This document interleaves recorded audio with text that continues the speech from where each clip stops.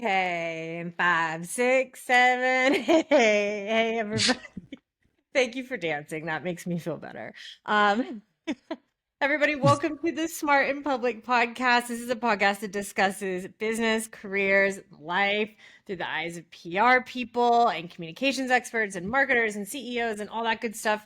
Today, we have a journalist. We have a guest on. His name is Alex Konrad. You may have heard of him before. Alex, I was just looking up your background and you were at Forbes for 12 years. Is that right? Yeah, it's about 12 lifetimes in media, I know. I looked at it, I was like, surely not. That's crazy. Before that, at Fortune for Two, I'm sure that everybody has heard of Alex in some way, shape, or form. He's a great friend of ours, great friend of the pod, and now he is the founder and editor of Upstarts Media. So, also very hot topic, the Substack lifestyle. How are you liking it?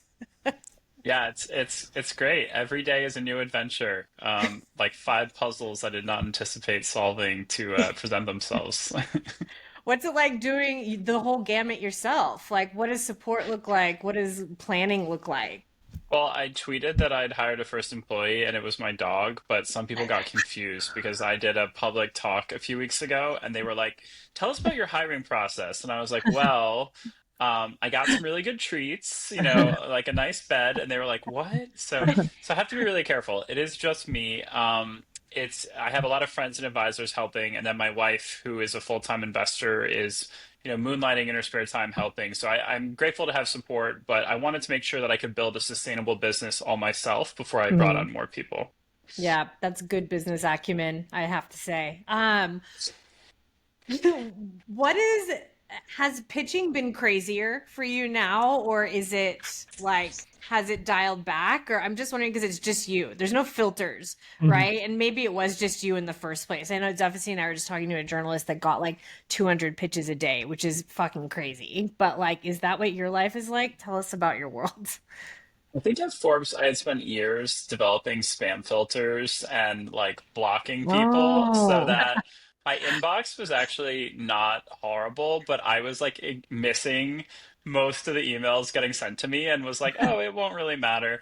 Now it's a little harder because I do feel like I need to be checking everything, responsible. You never know when an opportunity is going to come Mm. in. And so I am like making an effort to really look through everything. So Yeah. it feels like I'm getting way more inbound. It's hard to actually say what I was getting before, but now I feel much more accountable.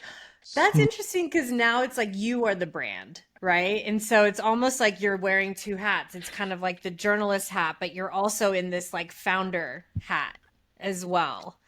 Yeah, and customer service is a big part of that. Yeah. Every comment that we get, either a response to a newsletter, email that went out, or on Substack itself on the app or on social media, I try to like it or respond, or Yeah. if there's any feedback, I try to take it seriously. So I think it's really important to put in the extra effort there, but it can feel overwhelming sometimes. Like, I'll be like, do I really want to check LinkedIn now? That could be a rabbit hole that I never escape from. Totally. I I actually feel you so hard on the LinkedIn thing because sometimes I'll get on there and I feel like I'm completely behind everyone. I'm just like, God, like, what did I miss today? I missed, like, I'm not on it. And then sometimes I get on there and I'm like, everyone is a ding dong. And like, just like, what am I doing on here? But sometimes it makes me sad and sometimes it makes me feel motivated. So I totally feel you on that. Can we take a step back just for those that maybe, and particularly like maybe the audience in Australia who's not as familiar with your work? Can you give us a little bit of the why of Upstarts? Like what drove the decision and kind of what's at its core, what are you trying to do with it? Yeah, so if there are any fans of the Katies who are completely lost and like what the heck is going on, I'm happy to explain myself. So I launched Upstarts earlier this year as a new media publication focused on the startup ecosystem. So our tagline is Startup News Starts Here, and we can really look at founder journeys and in-depth, fair, and empathetic reporting about the startup ecosystem from inception through IPO. So it's a new challenge for me to build this fun business with different, areas of focus. And then at the same time, this is a publication that we hope is trustworthy and fun, and another place to get storytelling about founder journeys, data, and sort of venture side information, really tactical, helpful feedback for Mm. anyone who's interested in the startup ecosystem at a time where I felt like a lot of big media was really focused on just a few tech companies, Mm. five reporters on the Elon Musk beat.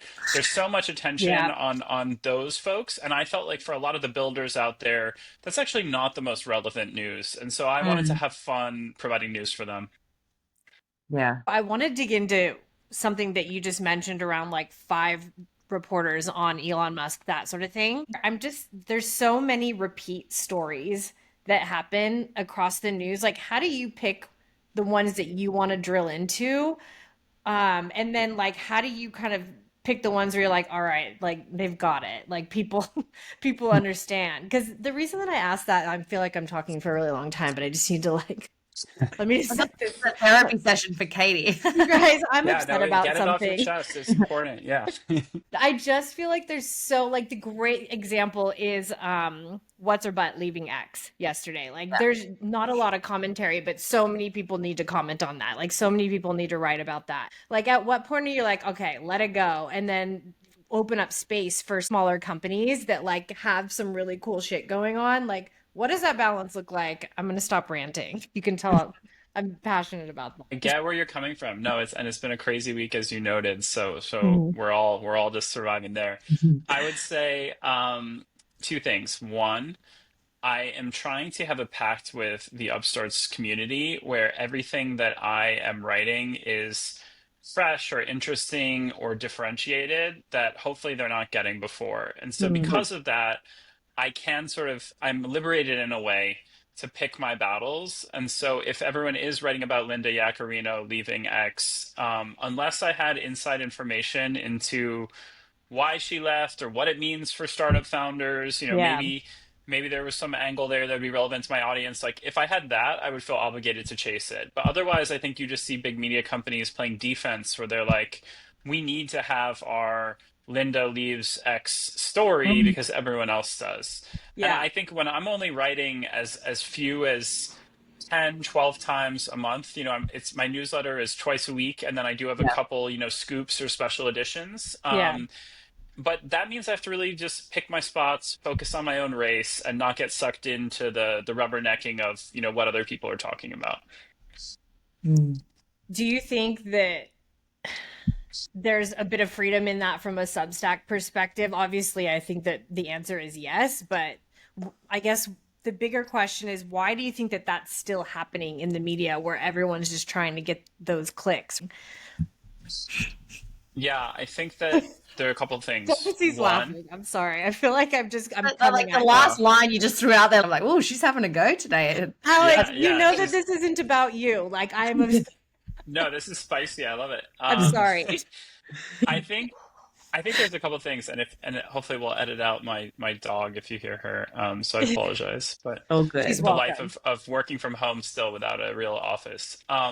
So I think two things are happening. One, you have um, publications that are still trying to reach some sort of wire service or subscriber value, like a Bloomberg. They want Mm. all the news to be on the terminal, and they kind of act like if it's not on the terminal, it hasn't happened. Mm. Similarly, other reporters will joke that, news isn't news until the New York Times reports it. That's kind of how Mm. they can act sometimes, where you know, we might write something and then they do it again, and feel like, oh, now it's the moment. And so there's a Yeah. little bit of that where I think people are like, we need to hold court. And then also, I think people are accepting that audiences are so fragmented that one of us really paying close attention would be like, hey, five people already wrote that story. But I think their thinking is, oh, but has our entire audience seen that story? Mm. Totally. Because there's a chance that a push alert on our app will delight some of our readers or at least make them feel good Mm. about subscribing. And so I think there's just a lot of like business incentives that lead people to fast follow, even though I don't think it's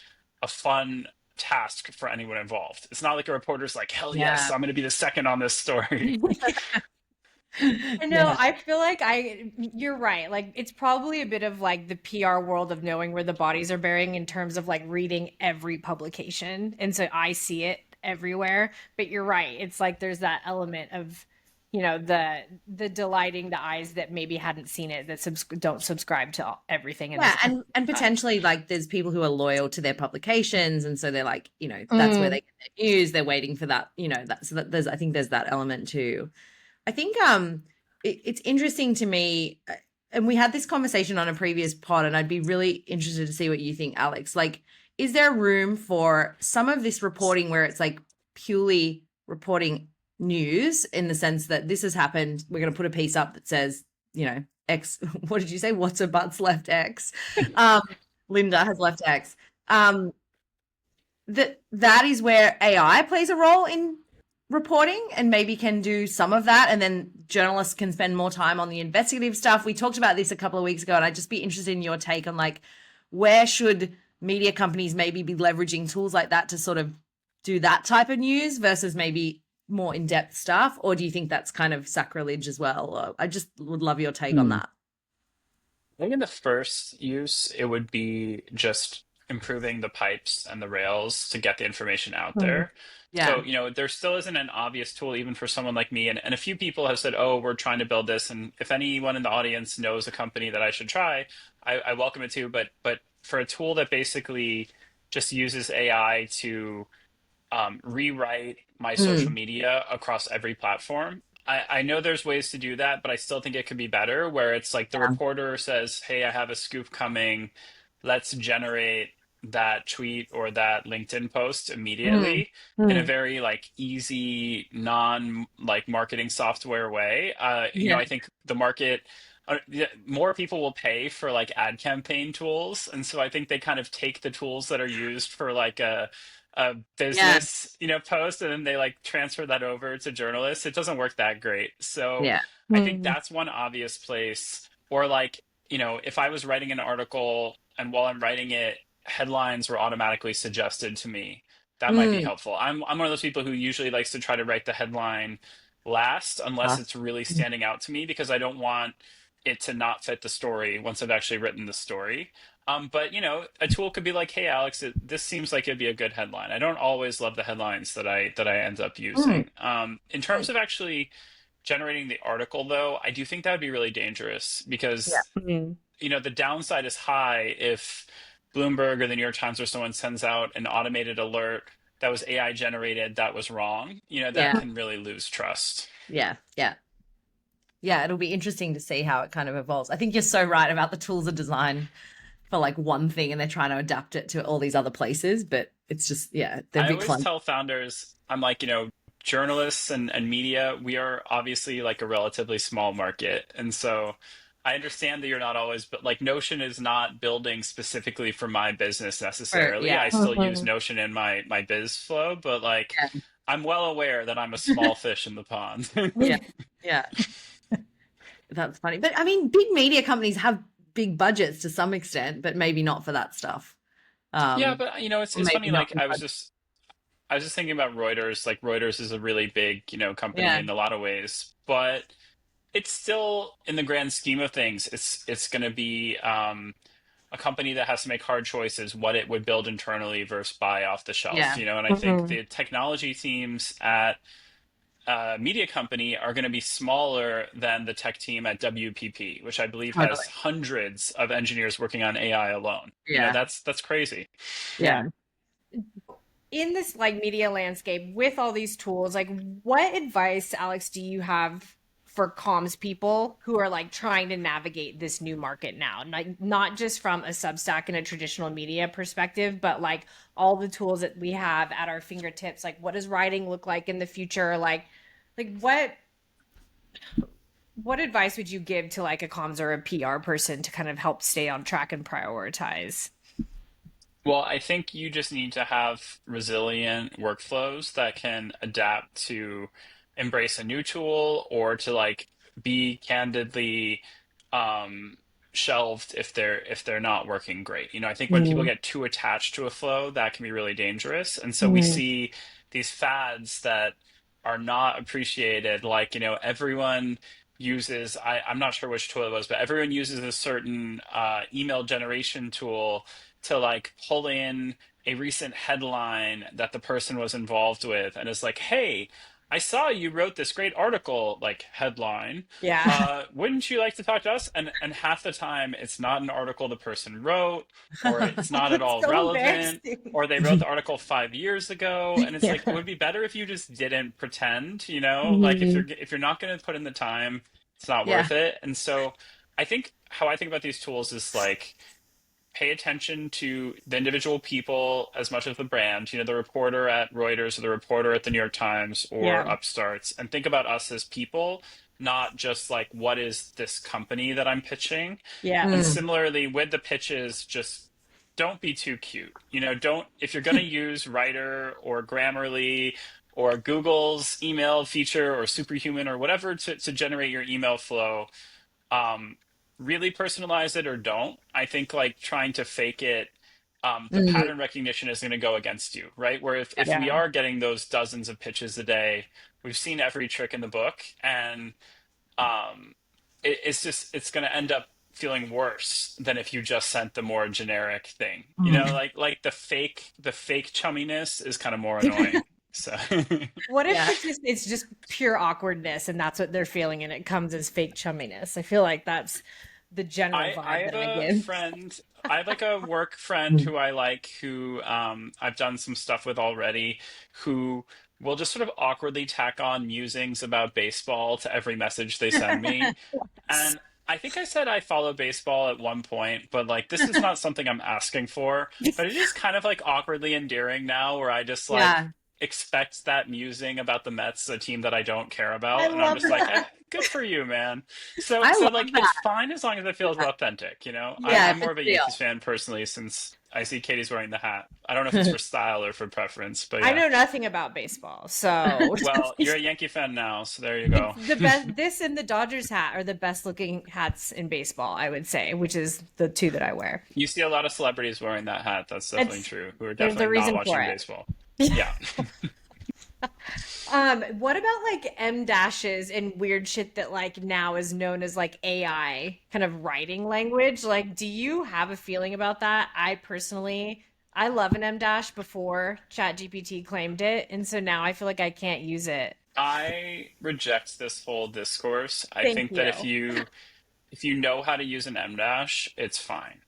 If you're forcing one in because you didn't already use one, it looks really suspicious. But I use them in every single story. I try to be judicious and not have one in every paragraph, but I Right. also love a good M dash. And I've never had a reader accuse me of using AI for that.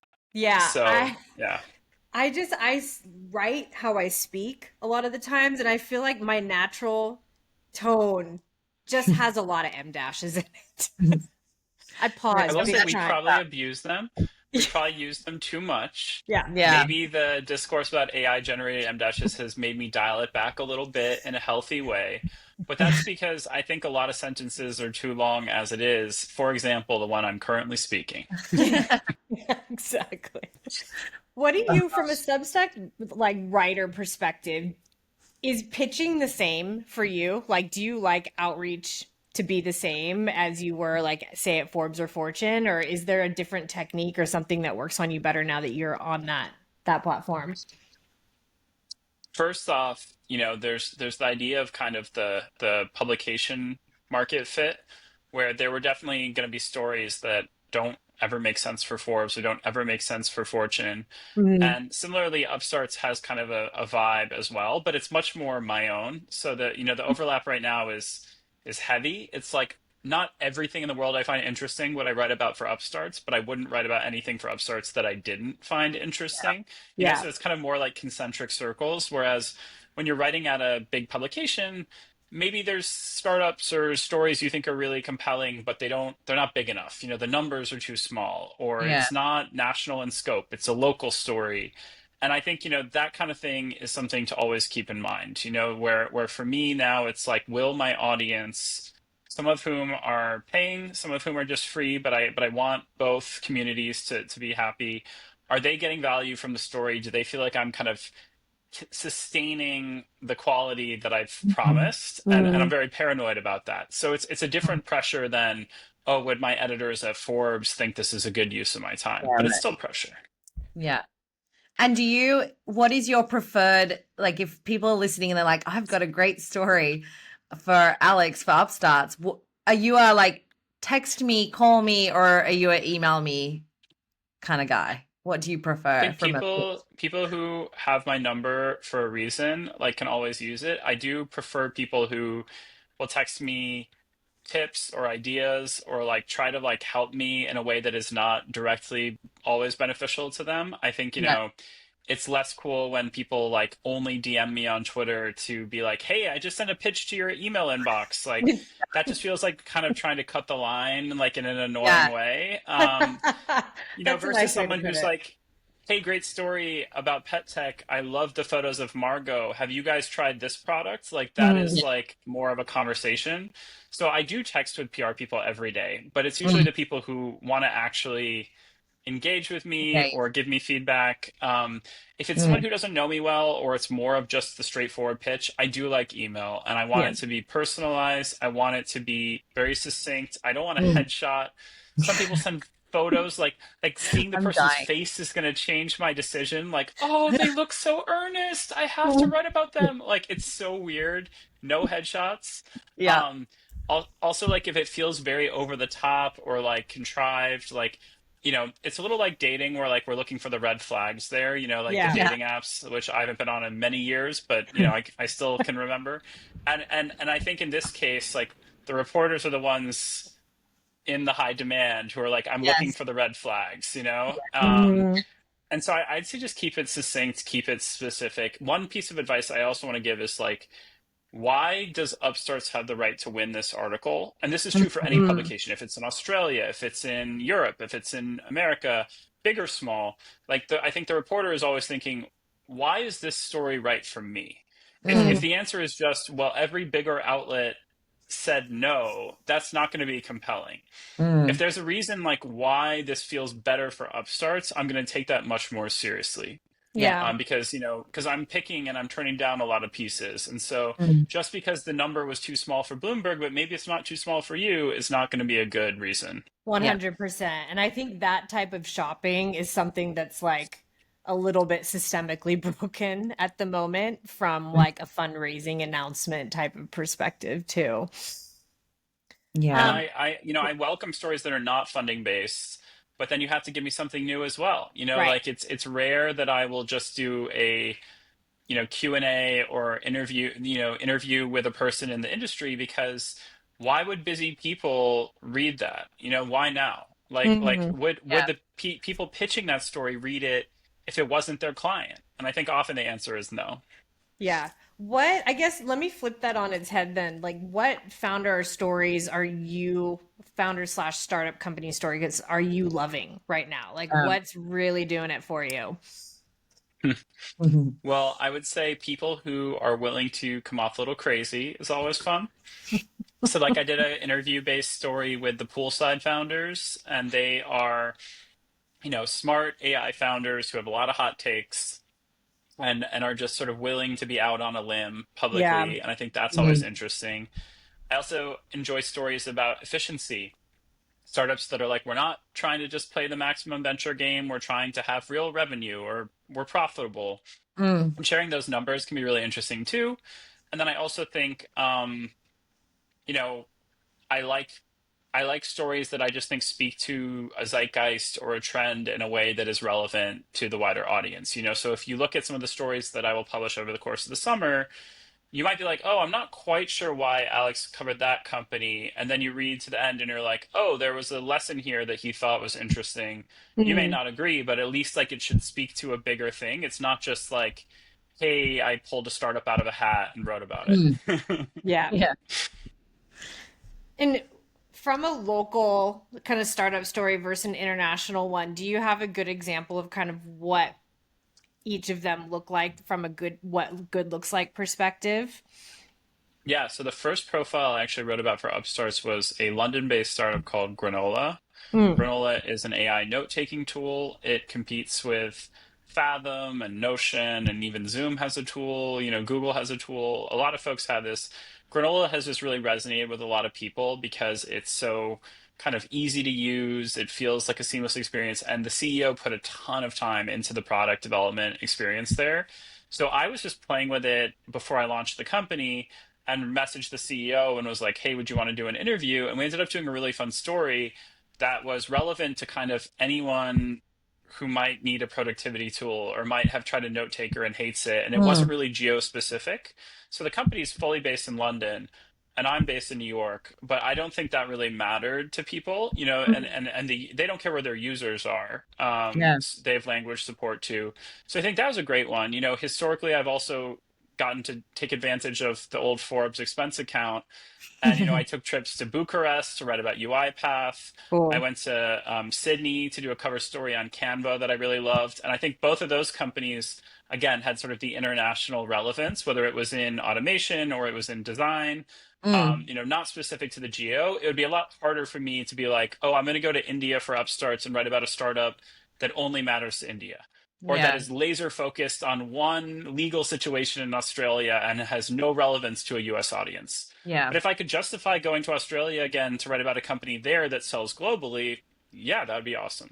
Yeah, Yeah. that makes sense. And I think that's helpful because I think there's a lot of people probably in Australia who think, oh, he's not interested in Australian stories. But to your point, if the company is an Australian company but selling globally, has global relevance, then yeah, it's worth thinking about. And there's, a much smaller but a really good, strong VC and startup community here that I think could benefit from, thinking outside the box a little bit in terms of the media landscape here as well, because it is a lot smaller and there's not necessarily these kind of niche publications focusing just on the startup VC world here. Yeah, So yeah, I think I that's think really that helpful. one that I didn't write about, but they did a good job just getting their name out there, is actually a New Zealand company. So the Mm. Aussies may not want to give them any credit, but they've been pretty successful. Called Supabase, and the CEO lives in New Zealand, and I think an investor actually like they a whole story came out of an investor flying to New Zealand on a dime from California to meet with the guy. And Cool. I just saw him posting earlier today about their offsite is going to be like at a nice beach resort, and he was like, "Come work remotely for me because we'll all go to this offsite." So there's an example if people want to like look this up later of a company that, you know, founder is in New Zealand, but they've got that sort of global Yeah, interaction in conversation. I love that. That's such a good point too of thinking about like you've got so many people pitching you startup news and kind of you've got that inside view. Like what startups do you think are awesome that you're loving that you think maybe investors are like sleeping on or like who do you think is like really looking cool at the moment from your perspective? Well, I think I've written a bit about these like vertical companies in AI, like a company like DOS, which is trying to take on NetSuite for like AI Mm. enabled ERP. I think, you know, those companies are less exciting than the code generation ones, but in AI, I think a lot of the use cases that will be really helpful in the audience's lives will be in those sort of more boring like use vertical uses or in Mm. areas like healthcare. I was Hmm. just chatting earlier today, not even so much for a story, but just to make the relationship with an early stage AI company that is focused on building better software in the sort of care stack, you know, for taking care of the elderly. I think Mm. that's really important, you know, and so these stories might not get the buzz on X or LinkedIn, but I think those are always ones that upstarts will try to highlight as well. Yeah, Yeah, cool. that's really cool. I think that is a really untapped sort of space that we don't hear about a lot. But I mean, particularly, I was just talking to someone actually in Australia because we have such a remote country or people all over the country. And really, we have a really big shortage of general practitioners, or we call them GPs, but doctors, and no one wants to go out to the rural areas. And there's a real shortage. There's a lot of talk about how they're going to use technology to start an AI, particularly to help diagnose, triage, and then figure out for people in rural communities where their closest carer is or what they need. So I just think there is a huge opportunity there, but we don't hear about it that much from a Yeah, company and then I think that's a big thing, especially if it's reaching, if these tools are selling to communities that are not like highly online perspective. influencers, that can be hard for them to get buzz. Mhm. And then I Mm. also think there are just areas that are like maybe not feeling very AI. that don't get a lot of love right now. Mm. So I'll be very willing to write about, consumer companies or, fintech companies that are not AI, because Yeah. it's sort of Yeah. like we do kind of like follow a few memes at any given time, and then we kind of keep chasing them. But otherwise, it would be like there's just too much going on. So it's sort of like, I think a lot of people are like, oh, I'm gonna keep close track on like Perplexity taking on Google. That feels like an easy story for me to follow, Yeah. and that's great. But there's only so much to be said about that. So. Yeah. And what's that stat? It was like AI startups are received 53% of global venture dollars. Was that in the first half Yeah, I mean, of this year, or maybe it was last year, but something that might have ridiculous. been last year, but I Yeah. wrote recently about Crunchbase data that found that in Crunchbase's system, which is of course not everything but has a lot of deals, they found that I think it was 45% last Mhm. quarter of global venture dollars went to AI. And then Wow. what was more shocking to me was that a third of all venture in the first half of the year had gone to just 11 companies Oh, wow. raising $1 billion or more. So it's a very concentrated market where a few of these huge unicorns, the companies you'd expect Mm. like Anthropic or Yeah. Perplexity, or, there are a couple more like non-AI or AI-ish like Anduril that is in there too. But like a few of these companies suck up a huge amount of the dollars and attention. Hmm. And there's obviously a ton of innovation happening at the long tail. Yeah. Do you have any, from an investment standpoint, do you have any kind of hot takes on the VC landscape and how that's all shaping up? Well, I think one hot take would be that some VC firms are not reckless, but they are feeling pressure to actually deploy money because they can't raise more unless they use the huge amount that they already raised. And so Mm. I think then it becomes a question of like, where can I make a few huge bets that actually use up this capital? Because 105 $5 million bets are not going to get me there. I Mm. want to invest 200, 300 million. And so I think, some of these investments, like, the WeWork founder, Adam Newman, having a new startup that's raised hundreds of millions, I actually think that part of the logic of that is just the firm that did that deal being like, how many places can we deploy 500 million where there's even a Mm, chance that it makes 10x that? Most companies could not absorb 500 million. yeah. Adam Yeah. Newman is someone who, love him or hate him, knows how to spend 500 million. I could probably figure that out if I really had to. It might be harder than you think. Like that's a Yeah, lot of that's, pizza. It's a Yeah. lot of, yeah, yeah. it's so true. Let me see. I guess from a VC perspective, what VCs are kind of standing out to you in terms of like differentiated approaches to investing or the portfolios that they're building? Like, who's doing a good job in your perspective right now? Yeah, so one person I already wrote about is Amanda Robson, known as Robbie, Modern Technical Fund, MTF. She's an interesting person for people to look up, and if you want to read the Upstarts article, that'd be even better. Gotta shamelessly plug here. Yeah. We'll link But to it. why I wrote about her and why I write about these emerging managers is they usually have found some sort of edge that is their right to win. And I think that founders are increasingly sophisticated about who they raise money from. They're in Mm. WhatsApp groups where they can like chat with each other, or other founders. Maybe they have a friend who went to YC and suddenly they can just access the YC network, or if they Yeah, didn't do it themselves. There's a lot of info out there. And so I think, gone are the days where a VC could just be like, well, I was the first one to find you, so of course you're going to work with me. They have to totally. really give a pitch. And so Robbie was one I liked because she basically has worked really hard to build a technical network where before she even meets in person with a founder, she's made like 5 customer recs or something like that Mm. are actually helpful. So I'm just looking for people who kind of either have a technical edge or a hustle edge or something about their thesis that is a little different. Of course, the vast majority of VCs will say they're different and they're not Hmm. that different. And those are the ones that I keep tabs on, but try not to write, 50-year-old fund X raises fund 13 business as usual. That's not exciting. So Yeah. Mm. so yeah, so for me it's the emerging managers or the really like technical or focused ones who I think are the most interesting right now.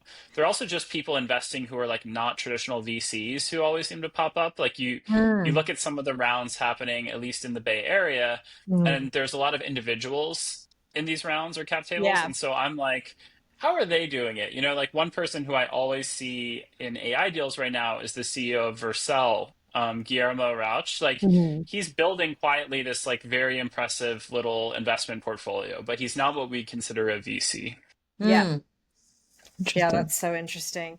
I agree. And I think what you'll see is, the continued new generation exploring what venture is, and then the really big firms continuing to be tempted to be less like VC firms and more just like big holding companies or private equity firms. I think it's no coincidence that Thrive, General Catalyst, some of these biggest firms have launched things like a fund for incubating and acquiring Totally. businesses, or Mm. General Catalyst bought a hospital. Like they're trying Mhm. to find all sorts of ways to have influence and generate money that are not that classic venture deal. But you also see the like angel investor, almost like TikTok influencers kind of like rising through the ranks too, which I also feel like is the gateway drug to then going into VC eventually.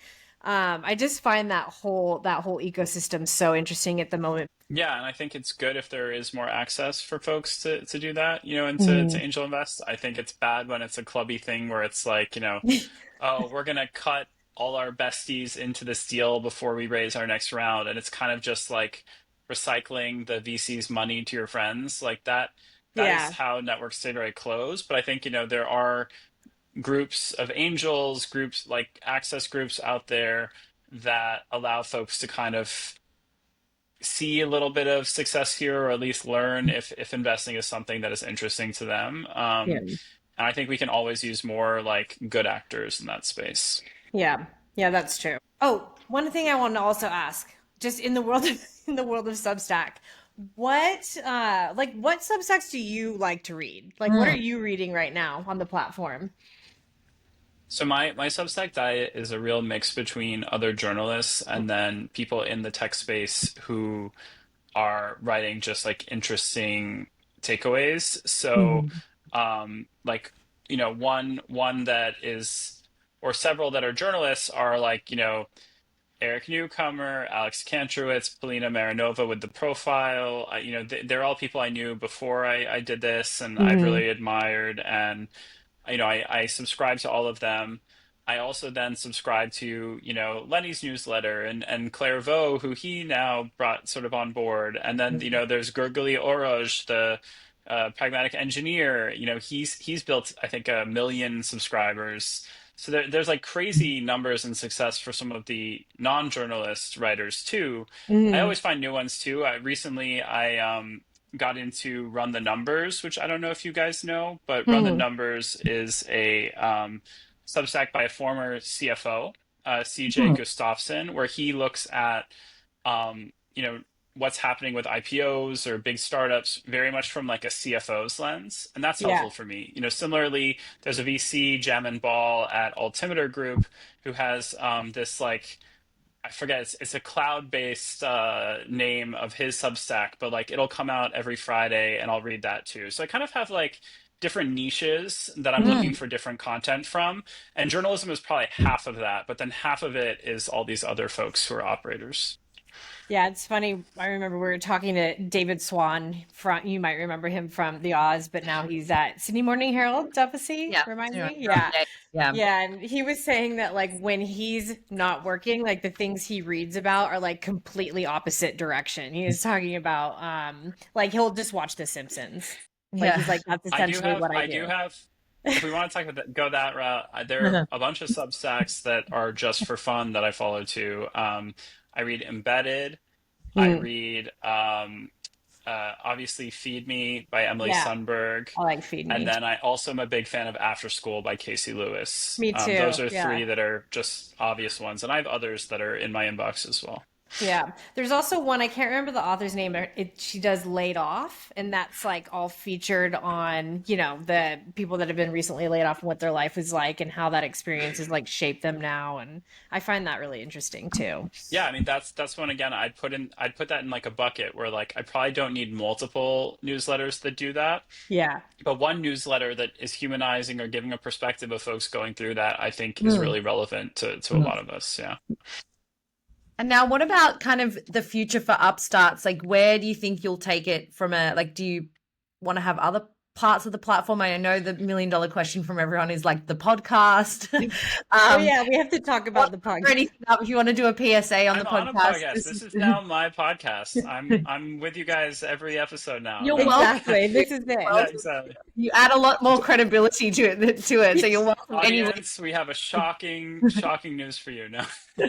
No, Announced I Alex Konrad joining the Smart in Public podcast. I'll be the most overqualified just little fact checker for you guys Perfect. moving forward. Amazing. I'll just ruin all the fun by just telling you the real name of the Twitter CEO. Yeah. Exactly. This is why we need you, because Somebody Katie. needs to keep us on track. There you go. I got you, Linda. Don't worry. I won't let them make up new names for you. No, but I think, look, I have a lot of fun going on other people's shows. I find, honestly, I have more fun on non-journalist podcasts where Mm. it's not just like boom, boom, boom, tell us about the story you just wrote, but it is a little more about kind of big topics. And so I think it's been great to just be out in the ecosystem saying yes to things. And when I make my play there, I just want it to really also feel fun, authentic. Like I Yeah. want people to be like, oh yeah, of course he did that. Like that makes sense. I don't want people to be like, oh, like he really did that, and so Yeah. there's a high bar for me to create something that is both authentic and sort of useful to Yeah. the ecosystem. And so I have ideas there. I hope to test them later this summer and launch something before the end of the year. But it really has to just feel like I have both the workflow in place that I can make it sustainable and repeatable. Mm. And I want to get people excited and then do a couple episodes and then disappear for 3 months. That would not be fun. Yeah. And at the same time, I also want it to just kind of have a cadence of quality that is on par with what I hope people are getting from the stuff I'm already doing. Like Yeah. I work so hard on the newsletter and having every story be original reporting, in depth. I'm not phoning it in ever. Like I'm not doing just the roundup of links of things I'm reading. Like it's always a new article, and that's really Mhm. hard. And so to hold myself to that bar in multimedia is going to be tough too. Like I would Yeah. love to do short form video, but right now I just don't have the bandwidth to like be an apprentice and novice and learn the hard way how to make good videos because I Yeah. suck at it. It's so funny because we get so much advice on like doing the video for the podcast, and we're like, but we don't like that part. Yeah. That's not Like, our strength. no. Don't make me I'm edit actually videos. experimenting. I'm gonna try using Riverside to actually do a video interview that is not a pod, but is like a video interview, Mm. just as like an add-on to a story. You'll see that from me Yeah. later this summer, and I'm going to keep experimenting. I also have done a few Substack live videos with CEOs, and I'll keep Yeah. trying those too. Oh, So I'm going to cool. keep like having fun with it, but I'm very much in the exploration phase there. That's Yeah. just something where if I did want to scale up, maybe I would have to hire a Gen Z like video whiz who could just basically like pose me and be like, stop making that face and fix me. Yeah. Yeah. It's so true. So just a PSA to all the PR people out there: stop pitching Alex guests for the podcast. Pitch other things. It's yeah, it's not helpful. There's no secret list. Yeah. I am gonna do test episodes that I will literally throw away and never publish. So if you want Yeah. to pitch me someone who will waste their time with me and never have it see the light of day, that's helpful. But actually don't do that either, because I'm gonna make my friends do that. They Yeah. owe me. Yeah, exactly. Love it. Well, Alex, we want to know, we've talked about a lot of smart things on here. Do you have a dumb in private that you want to share with us?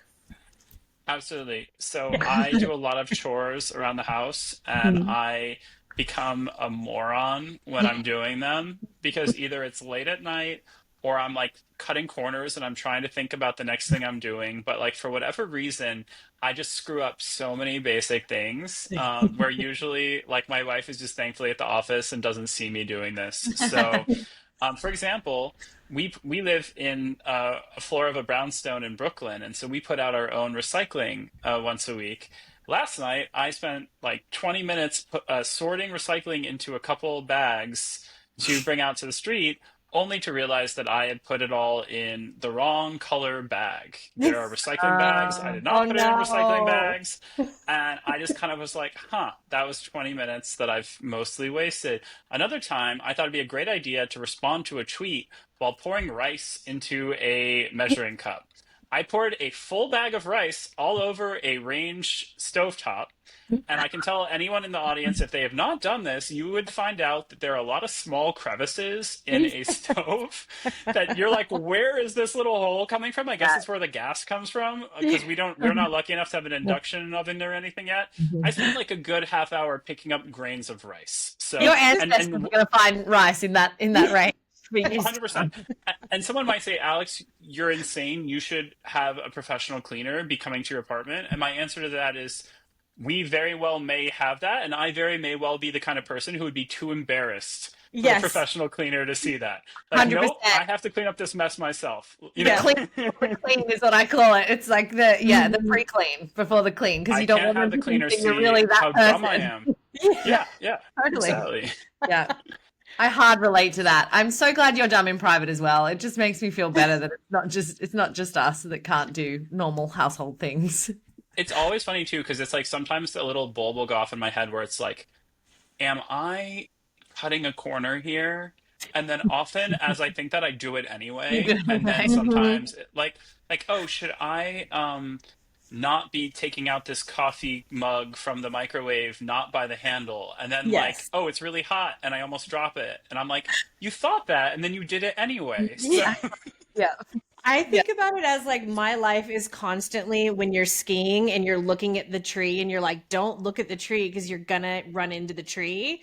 And I feel like that is just my life navigation all the time. I'm like, quit looking at the thing because you're gonna go towards it. Like, And then you hit for the me, tree. it's like, oh, I was not paying full attention and like the ski lift has moved. So like if I go forward now, I might get my butt hit by the ski lift because yes. I'm late. Yeah. Should I wait for the next one or should I just YOLO and go forward anyway? And I go forward and then I'm like, ow, that thing hit my butt. So there you go.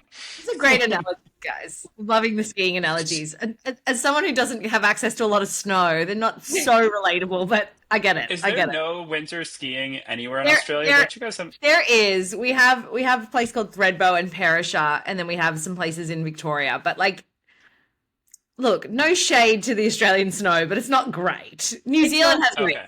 New Zealand has great skiing and snowboarding. So and then a lot of Australians go to Japan now to ski and snowboard. That's Oh. kind of the A lot big of cool hot tech place in people. Australia. Yeah, a lot of cool tech people go to Japan to ski. I'm not that fancy, but maybe someday I'll do an Upstarts event that just happens to be at a Japanese ski resort, you know? During That's snow the season. goal. Yeah. Yeah, That that's sounds what cool. we're gonna do with our Smart in Public meetups. We're just gonna like start having them in places that we want to vacation. That are like theoretically in between. Yeah, I love Yes. that. Yeah, which is 100%. usually some delightful Southeast Asian tropical island, I feel. Yeah. I think it's perfect. Yeah. Well, you can come to the first Katie's one go because to you're our Java. fact checker, so you'll be invited for sure. Perfect. Okay, so this is ROI from this chat for me already. Yeah. It's happening. It's already happening. Yeah. Well, Alex, thank you so much for joining us. And we're just so grateful to have you on. Your insights are always so valued. And I know that our readers are really going to love it. So thank you so much. We appreciate you. Thanks, Alex. Yeah, awesome. And if anyone's trying to find me, I'm at Alex R. Konrad on Twitter and LinkedIn, and also Threads and Blue Sky, but I feel like not as popular there for a lot of reasons, but mainly Twitter and LinkedIn. And then it's also free to subscribe to the newsletter at upstartsmedia.com. So don't give me your credit card, just see if you like it. Love Nice. it. Great plug. All right. Cool. Thank you so much. We'll chat to you later. Bye. All right, thanks. Bye. Bye.